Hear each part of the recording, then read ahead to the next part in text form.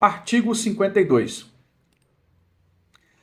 Inciso 1. A Corte compor-se-á de 7 juízes nacionais dos Estados membros da organização, eleitos a título pessoal, dentre juristas da mais alta autoridade moral, de reconhecida competência em matéria de direitos humanos, que reúnam as condições requeridas para o exercício das mais elevadas funções judiciais, de acordo com a lei do Estado do qual sejam nacionais, ou do Estado que os propuser como candidatos. Inciso 2.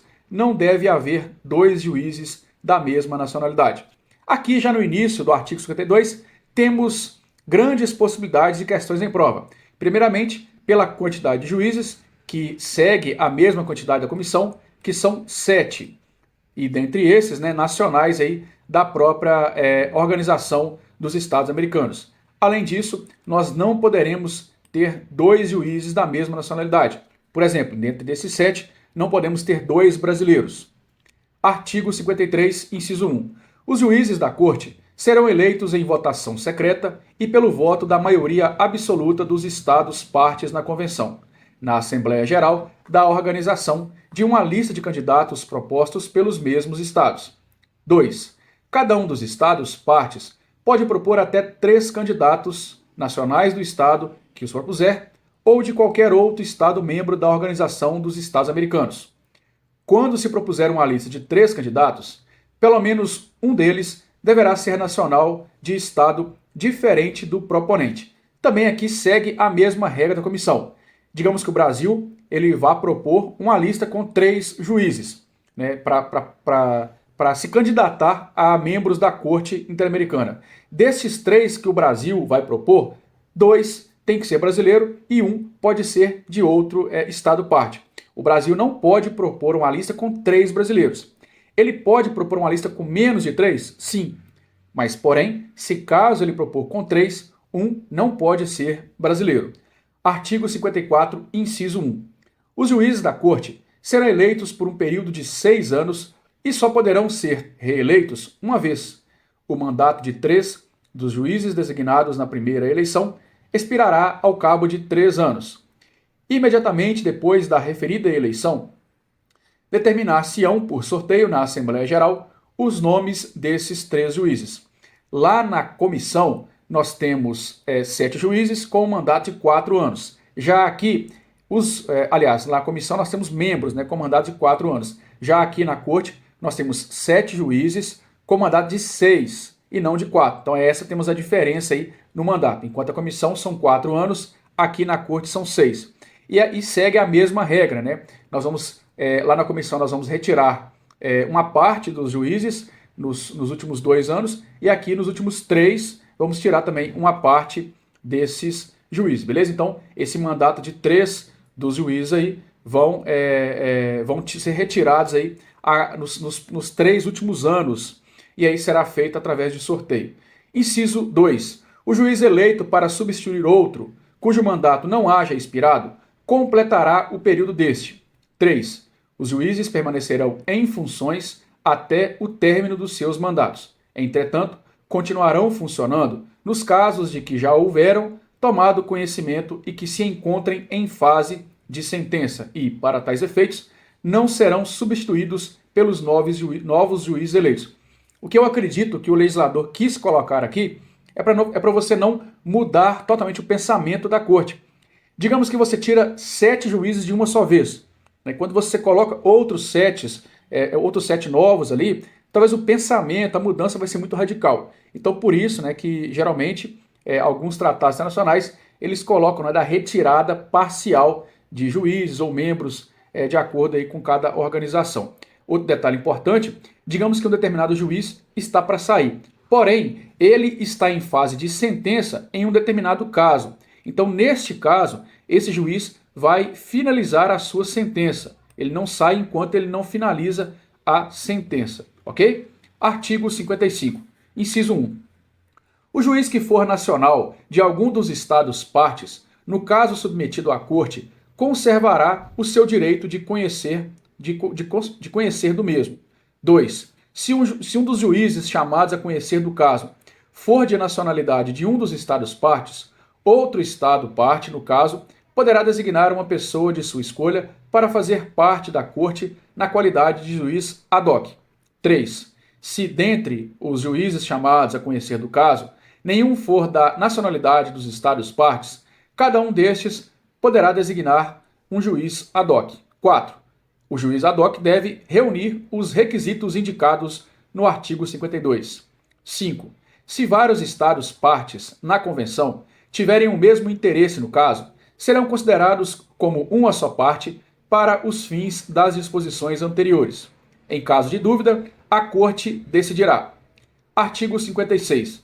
O quórum para as deliberações da Corte é constituído por 5 juízes. Aqui mais um artigo importante para sua prova. Então, o quórum para deliberações da Corte é constituído por 5 juízes. Sempre repetindo aqui artigos importantes para fixar melhor na nossa cabeça. Artigo 57. A comissão comparecerá em todos os casos perante a Corte. Artigo 58. Inciso 1. A Corte terá sua sede no lugar que for determinado na Assembleia Geral da organização, pelos estados partes na Convenção, mas poderá realizar reuniões no território de qualquer Estado membro da Organização dos Estados Americanos, em que o considerar conveniente pela maioria dos seus membros e mediante prévia aquiescência do Estado respectivo. Os Estados partes na Convenção podem, na Assembleia Geral, por 2/3 dos seus votos, mudar a sede da Corte. Inciso 2. A Corte designará seu secretário. 3. O secretário residirá na sede da Corte e deverá assistir às reuniões que ela realizar fora da mesma. Então vamos recordar aqui, beleza? Primeiramente, a Corte pode se reunir em qualquer estado parte, ela tem uma sede própria, porém ela pode reunir em qualquer estado parte. Ela pode também alterar esta sede por 2/3 dos votos de seus membros aí. Então fique ligado. Além disso, ela pode também, nessa reunião em outro estado parte, desde que seja conveniente pela maioria de seus membros, além da aquiescência do estado respectivo. Então o estado também tem aí que estar ciente com relação a isso. Artigo 59. A Secretaria da Corte será por esta estabelecida e funcionará sob a direção do secretário da Corte, de acordo com as normas administrativas da Secretaria-Geral da Organização, em tudo o que não for incompatível com a independência da Corte. Seus funcionários serão nomeados pelo secretário-geral da Organização em consulta com o secretário da Corte. Artigo 60. A Corte elaborará seu estatuto e submetê-lo à aprovação da Assembleia Geral e expedirá seu regimento. Competências e funções. Artigo 61. Inciso 1. Somente os estados partes e a comissão têm direito de submeter caso à decisão da Corte. Lembre-se lá, como nós vimos no áudio anterior, para acessar a comissão, qualquer pessoa, grupo de pessoas, qualquer um pode acessar a comissão. Já a Corte, apenas os estados partes e a própria comissão poderá levar alguma demanda, submeter algum caso perante a própria Corte. Inciso 2. Para que a Corte possa conhecer de qualquer caso, é necessário que sejam esgotados os processos previstos nos artigos 48 e 50, e nós vimos esses processos no nosso áudio anterior. Se você não viu, volte no áudio anterior para dar uma olhada, pois é muito importante. Artigo 62, inciso 1. Todo Estado parte pode, no momento do depósito do seu instrumento de ratificação desta convenção ou de adesão a ela, ou em qualquer momento posterior, declarar que reconhece como obrigatória, de pleno direito e sem convenção especial, a competência da Corte em todos os casos relativos à interpretação ou aplicação desta convenção. O que já caiu em prova com relação ao 62? A banca costuma dizer que é em determinado tempo que o Estado pode reconhecer isso. Então aqui está dizendo que o Estado ele pode reconhecer tanto no momento do depósito do seu instrumento de ratificação, ou na adesão, ou em qualquer momento posterior, ele pode reconhecer a Corte como competência aí, para determinados casos. Então a banca ela pode dizer, por exemplo, que o Estado parte só poderá reconhecer no momento do depósito do instrumento. Ela talvez vai dizer que no momento posterior o Estado parte não poderia reconhecer esta competência da Corte. Fique ligado. Inciso 2. A declaração pode ser feita incondicionalmente ou sob condição de reciprocidade por prazo determinado ou para casos específicos. Deverá ser apresentada ao secretário-geral da organização, que encaminhará cópias da mesma aos outros Estados-membros da organização e ao secretário da Corte. 3.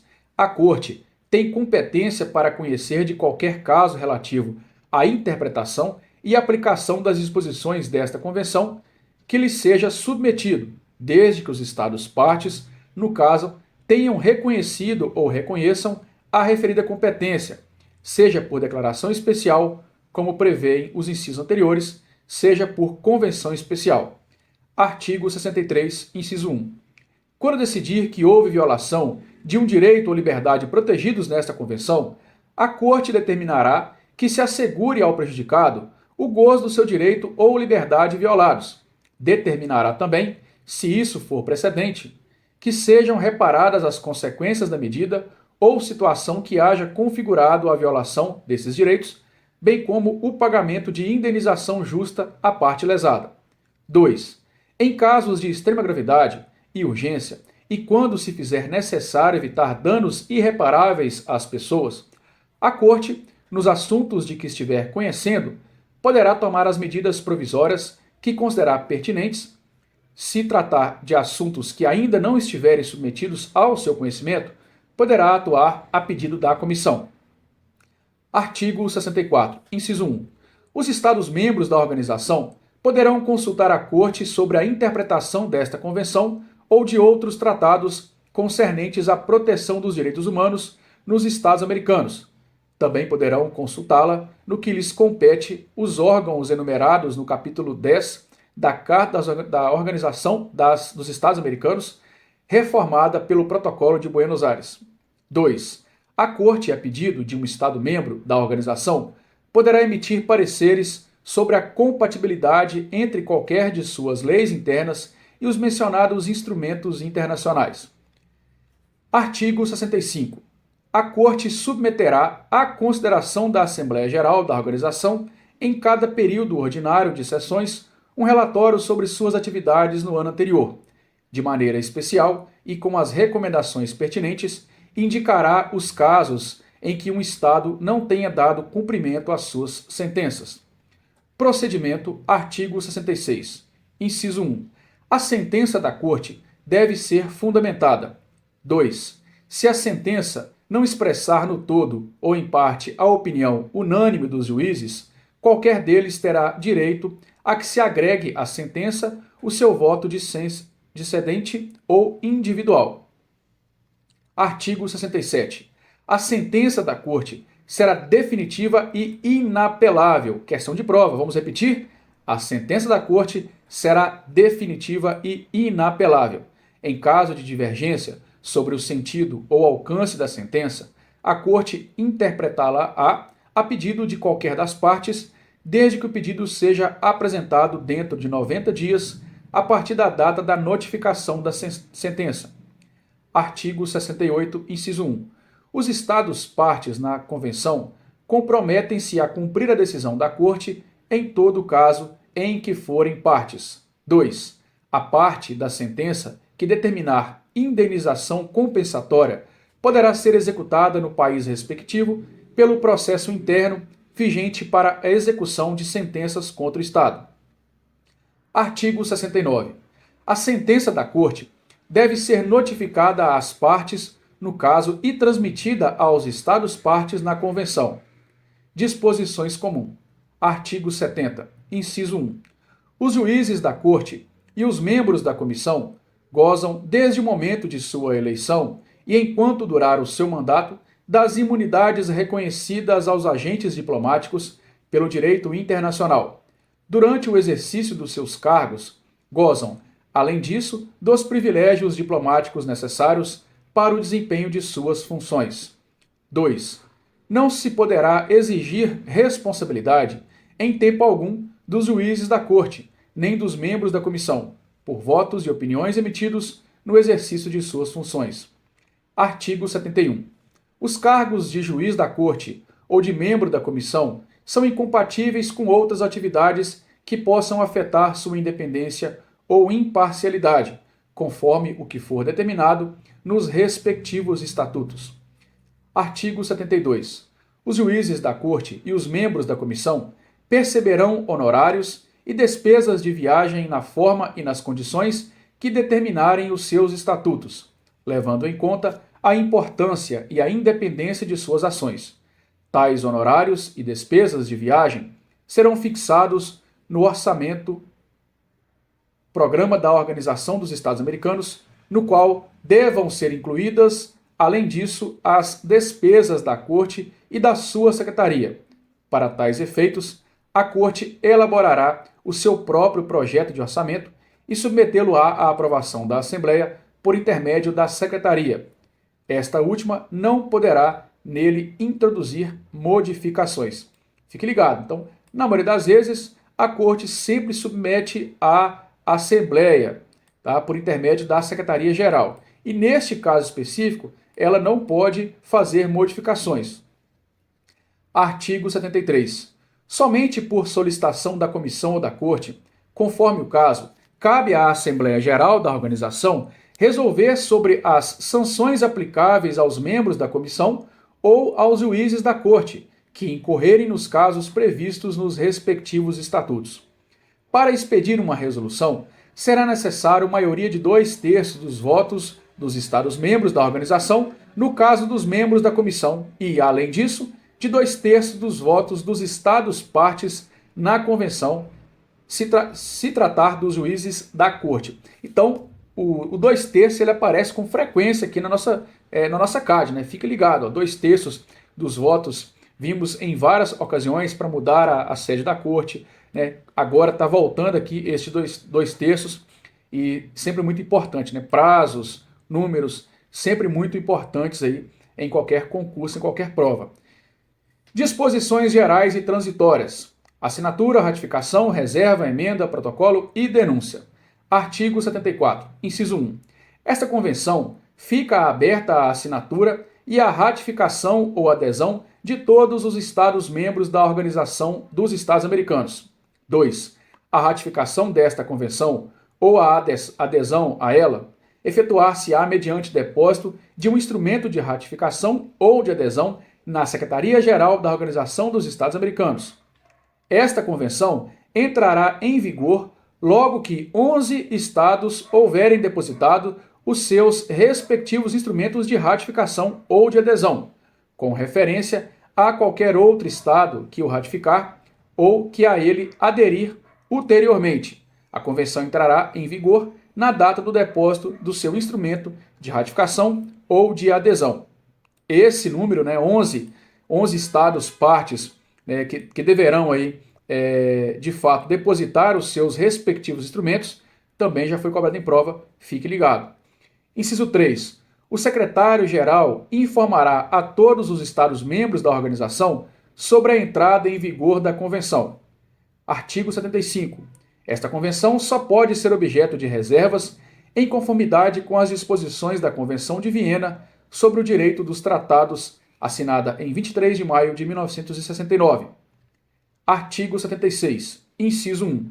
Qualquer Estado-parte, diretamente, e a Comissão ou a Corte, por intermédio do Secretário-Geral, podem submeter à Assembleia Geral para o que julgarem conveniente proposta de emenda a esta convenção. Então aqui nós estamos falando sobre emendar a convenção.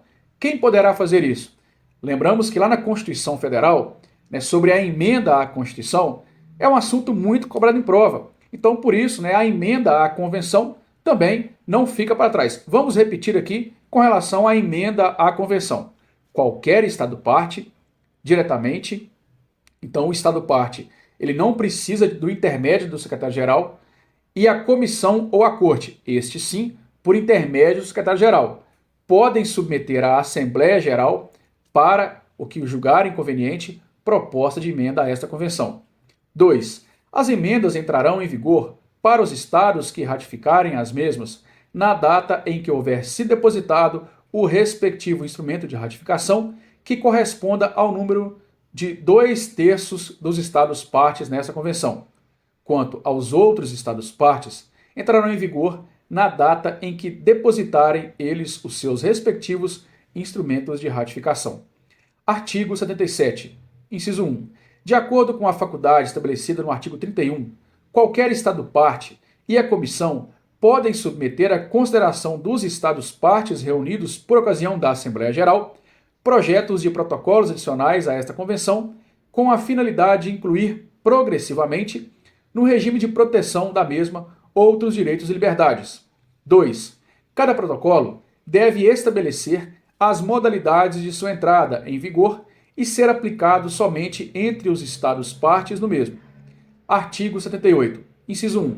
Os Estados-partes poderão denunciar esta Convenção depois de expirado um prazo de 5 anos a partir da data da entrada em vigor da mesma e mediante aviso prévio de 1 ano, notificando o secretário-geral da organização, o qual deve informar as outras partes.